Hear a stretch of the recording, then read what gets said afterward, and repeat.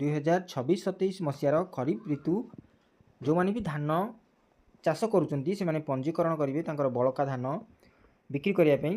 ତ କ'ଣ ରହିଛି ପ୍ରୋସେସ୍, କିଭଳି ଭାବରେ ଆପଣମାନେ ଏ ବର୍ଷ କରିବେ,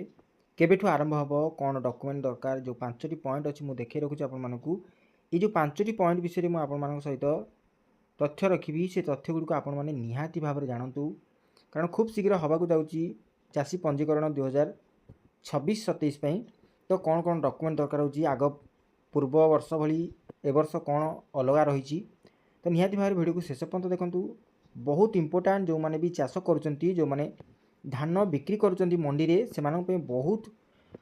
ଇମ୍ପୋର୍ଟାଣ୍ଟ ରହିଛି, କାରଣ ନ ଜାଣିଲେ ଆପଣମାନେ ପୂର୍ବ ବର୍ଷ ଭଳି ହଇରାଣ ହୋଇପାରନ୍ତି। ତ ଭିଡ଼ିଓଟିକୁ ଶେଷ ପର୍ଯ୍ୟନ୍ତ ଦେଖନ୍ତୁ। ମୁଁ ସମ୍ପୂର୍ଣ୍ଣ ତଥ୍ୟ, ଯେଉଁ 5ଟି ତଥ୍ୟ ଆପଣମାନଙ୍କୁ ଦେଖାଉଛି, ତ ଆପଣମାନେ ଦେଖିପାରୁଥିବେ ଯେଉଁ 5ଟି ତଥ୍ୟ ଅଛି, ଯେଉଁଟାକି ପ୍ରଥମ ପଏଣ୍ଟ ହେଉଛି କେବେ ଆରମ୍ଭ ହେବ ପଞ୍ଜୀକରଣ। ଆପଣମାନେ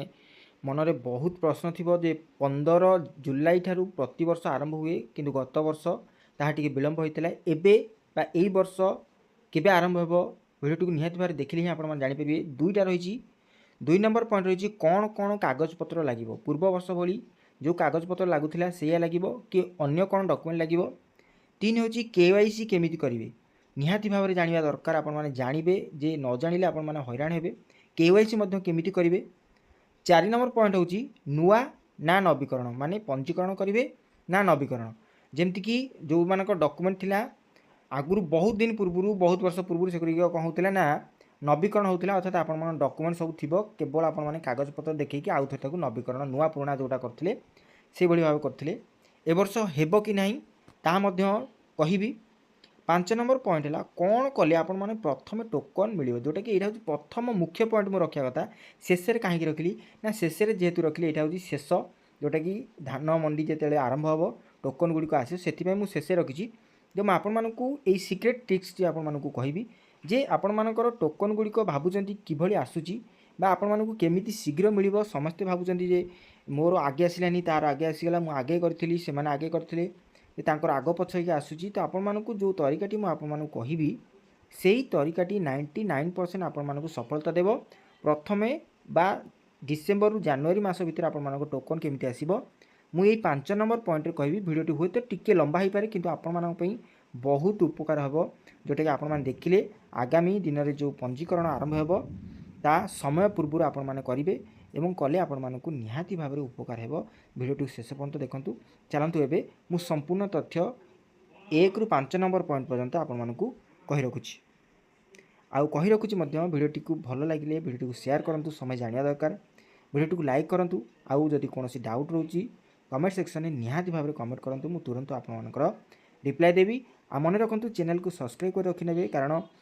କେବେ ଆରମ୍ଭ ହେବ, ମୁଁ ଯେହେତୁ ଡାଟା ଏଣ୍ଟ୍ରି ଅପରେଟର ଅଛି, ଆପଣମାନଙ୍କୁ ନିହାତି ଭାବରେ ଜଣାଇଦେବି ଯେ କେବେ ଆରମ୍ଭ ହେବ। ଆର ଫର୍ମ ଗୁଡ଼ିକ ମଧ୍ୟ ମୁଁ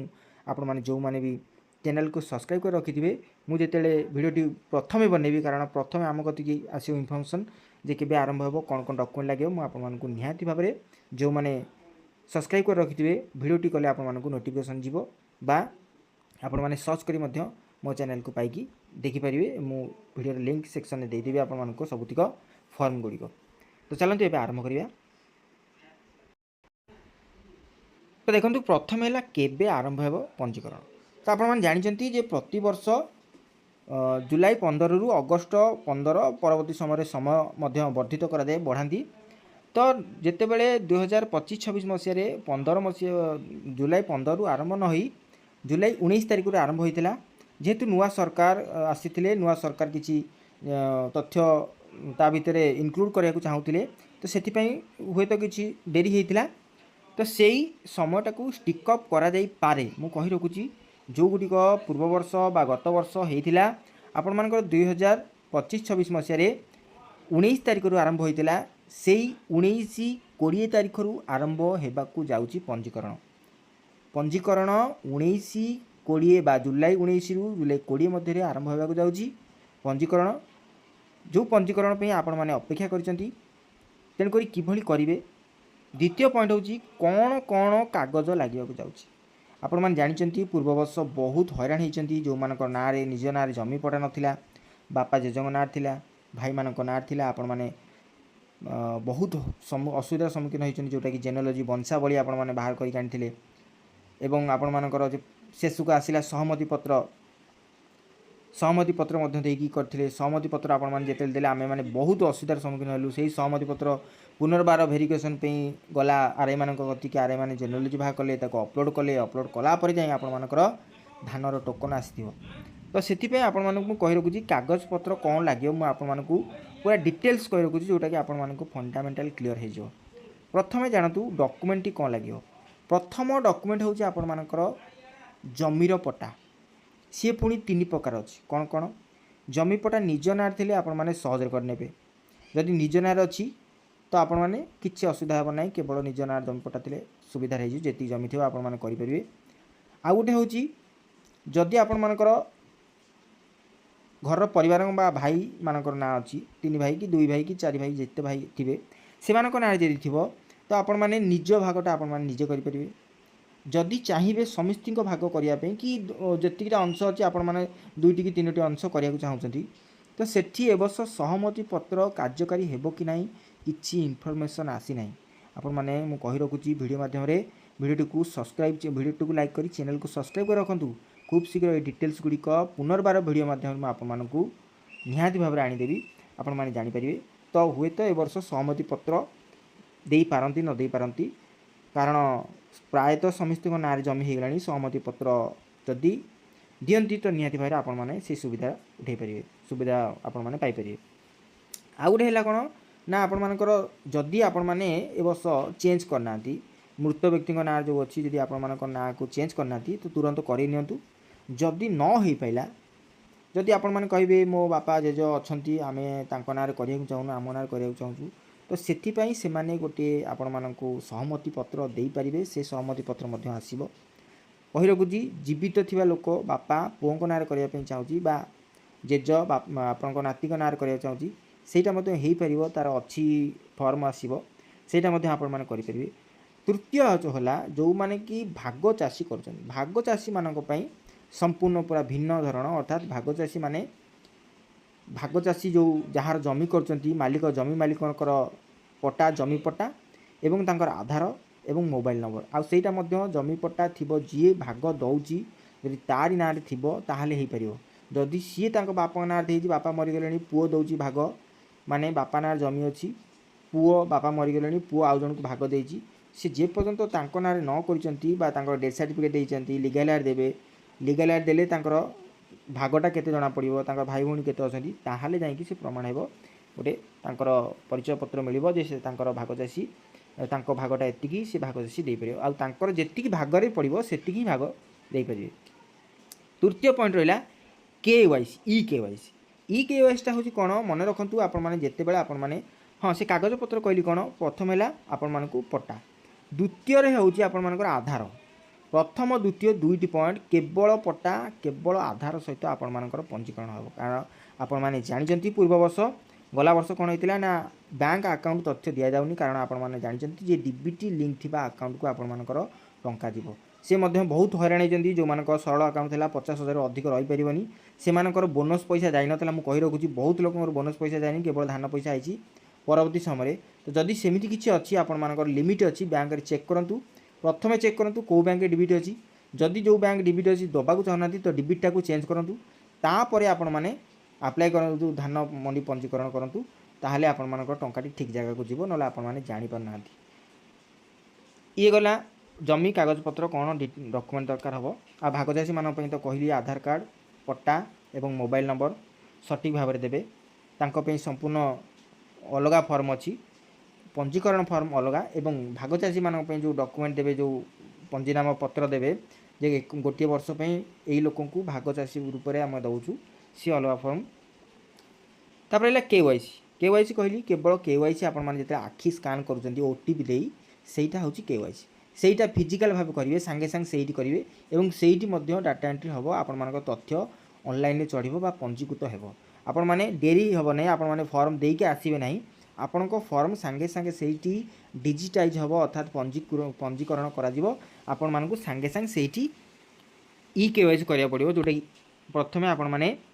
ओटीपी देबे तापर आपण माने आखि स्कान कले सेटा होची ई केवाईसी जदि आपणमानकर नवीकरण होबाकू जाउची जदि रेनुआल हम ताहले आपण माने केवल ओटीपी देई जमी तथ्य कौन डिटेल्स अच्छी देखिकी ताकू करेक्शन करेंगे हे तो ए वर्ष हो न पारे कारण बहुत जमी तथ्य भूलभाल थिला बहुत जमी पड़िया जमी दौरान मन रखु पड़िया जमी देले आपण माने हैरान हे टोटाल आपण मानकर टोकन आसीबो नाही तो पड़िया जमी जिते निर्भूत रुहतु पड़िया जमी दिंतु ना प्रथम चेक करूँ कौ जमी धान चाष होती जमी दिंतु पड़िया जमी देले मुझे टोकन तथ्य बेलू कहि 5 नंबर पॉइंट को कौन हम कहि तो यहाँ हूँ केवाईसी नुआ ना नवीकरण नुआ जदि संपूर्ण भाव नुआ हे तो समस्त को नुआ फॉर्म दिहब से आपण सबुतिक तथ्य पूरण करेंगे पूरण केमी हम फॉर्म आसिले मुझे वीडियो करके जनइबी से कहूँ वीडियो को लाइक करके चैनल को सब्सक्राइब कर रखुद बेल आइकन ऑन करके नुआ कि नवीकरण सेटा समय आसिले आपण मानक निहाती भाव कहि नुआ नवीकरण तो हेब ना संपूर्ण रूपे नुआ हेब कारण प्रत्येक वर्ष किसी ना कि भूल होची सेतिपई नवीकरण होनी केवल रबी होची खरीफ हो ना 5 नंबर पॉइंट मुख्य पॉइंट जोटा कि आपण माने अपेक्षा करेंगे वीडियो जी स्किप करछंती तो आपण माने भीतर जो गुड़ी को कहली आपण माने जानि पारि नथिबे किंतु 5 नंबर पॉइंटा मन रखंतु कौन कले प्रथमे टोकन मिलिबो तो मन रखंतु मु कहि रखुची आपण मानकू जेतले पंजीकृत हुअंती बा फार्मर रेजिस्ट्रेशन करती धान मंडी रे पंजीकृत करती तो सेतबे आपण मानकर गोटे फार्मर कोड जेनेरेट हुए बा चाषी आईडी गोटे जेनेरेट हुए सेटा मध्य क्रम अनुसार थाए 1 2 3 4 5 6 एमती आपणकर ब्लॉक अनुसार आपणकर कोड थाए तो मन रखंतु से कोड अनुसार ही टोकन गुड़िक आसे केमिति मु कहि रखुची मनेकर गोटे लोक 5 नंबर लोक 5 नंबर लोक लिखी जनवरी प्रथम वीक बा जो अच्छी 1 रु 15 16 रु 30 जनवरी 15 रे लिखी बा जनवरी 1 रु 15 भितर लिखी एवं 15 नंबर लोक बा 50 नंबर लोक जनवरी 1 रु 15 लिखी दीटा सामान डेट लिखिं समस्ते चाहती जे आम केमी धान शीघ्र देवु से समस्ते जनवरी प्रथम लिखती किछि लोक फेब्रुआरी लिखती जो मैंने भाग चाषी करती भाग धान आइले से देवे तो से लिखती किसी लोक लिखती फेब्रुआरी प्रथम बा जनवरी लास्ट तो प्रथम आपण मैंने कौन करूँ जिते शीघ्र आपण मैंने पंजीकरण करेंगे निर्भुल तथ्य देवे अर्थात आपण मानकर पड़िया बिल देवे ना आपण मानकर सैटेलाइट जदि कौन आसूची आपणकर पड़िया आसूँ से बिल को देवे ना जो गुड़िक तथ्य आपण मैंने भूल दौरान से आपण मानकर कौन करेंगे जो मैंने भी भूल तथ्य देवे से टोकन गुड़िक डेरी आसो तेणुक जो मैंने प्रथम पंजीकरण करेंगे मन रखु जदि 50 जन कि 100 जन कि समस्ते देवे जदि सोसाइटी समस्त मेम्बर जब देवे कहे आम जनवरी मसरे देवु तो समस्त टोकन तो एका बेले आसो ना पार्ट पार्ट करके आसो से जो मैंने प्रथम देते से प्रथम रहीगले माने 50 जन हो 60 जन हो गोटा टोकन गोटा डेट्रे आसो तापर आउ गोटा डेट को पठेदेव अर्थात धर देव 200 जन देते 1 रु 15 भितर 50 जनकर आसो प्रथम डेट्रे तापर 50 आसो तापर डेट्रे तापर 50 एमती करके आसो तो तेणुक आपण मैंने जेते शीघ्र पंजीकरण करेंगे जेते शीघ्र डॉक्यूमेंट गुड़िक समवाय समिति रे देकी आसबे जेते शीघ्र पंजीकरण करके आसबे सेते शीघ्र आपण मानक टोकन टी जेनेरेट हम आउ निर्भुल तथ्य देते जेनेरेट हम तो यही जो 5टी को मन रखी आपण मैंने ये 5टी तथ्य को मन रखी पंजीकृत करूँ आ निर्भुल तथ्य दिंतु वीडियोटी को लाइक करूँ सब्सक्राइब करूँ चैनल को सब्सक्राइब कर बेल आइकन ऑन कर दिंतु कारण खूब शीघ्र डेट डिक्लेयर होची से डेट टी मुझे जनइबी डॉक्यूमेंट कौन लगुच जनइबी